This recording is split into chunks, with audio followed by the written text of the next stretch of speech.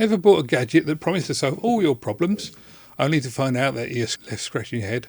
Well, this little black box was supposed to be my audio hero for HD TV, but things didn't go quite as planned. Stick around because what I found might just save you some serious hassle.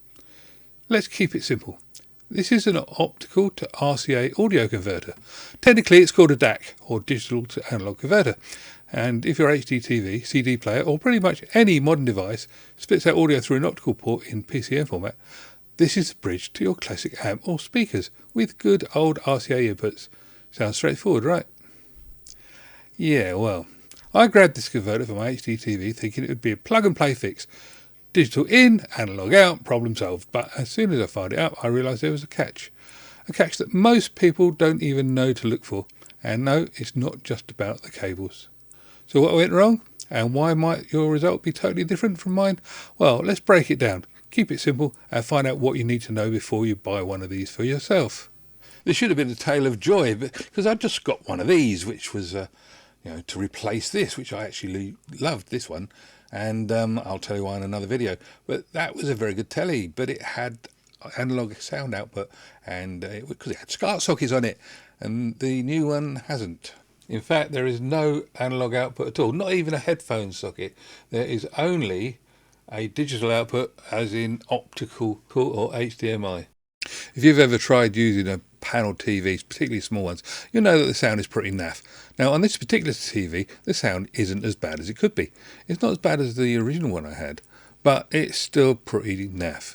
And there is no bass, and it's a bit scratchy, boxy. As I say, it's just not very nice.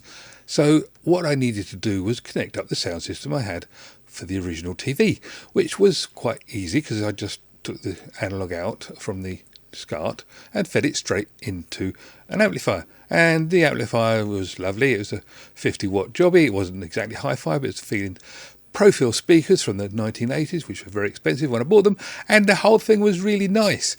And so I needed to reproduce that.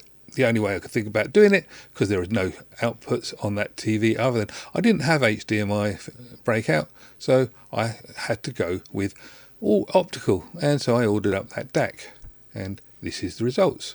It's 192 kilohertz optical RCA, which is great, and then you've got everything that's in the box, and it says on the box there clearly Blu-ray, HD TV, TV box, games console, and this is the instruction manual for it, and it shows there everything you get. You actually get a USB lead as well, and there it is nicely in my hand. You see it's small, it's neat, it's got all the things on it, and there's the other side of it, and you can see it's actually plugged into my TV there, and this is the TV that it's plugged into, and it's picture's okay, and the sound's really good. But this is the problem. See where the black line on that is?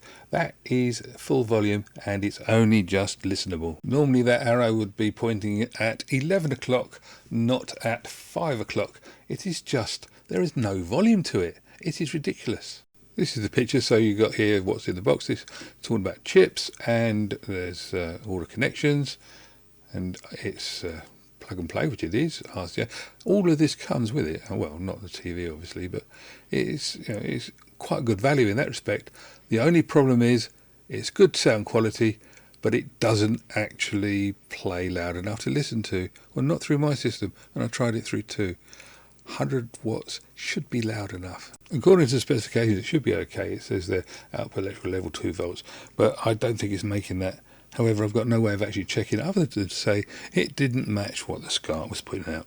So, after spending some time with this product, and it does tick all the boxes anyway. So the specs look promising on paper, and I'll give it credit. The sound quality is pretty decent. Now this DAC only costs $9.99. It only does PCM, and if all you want to do is just put the sound out, that's great. But please be aware, it is disappointing when it all goes wrong.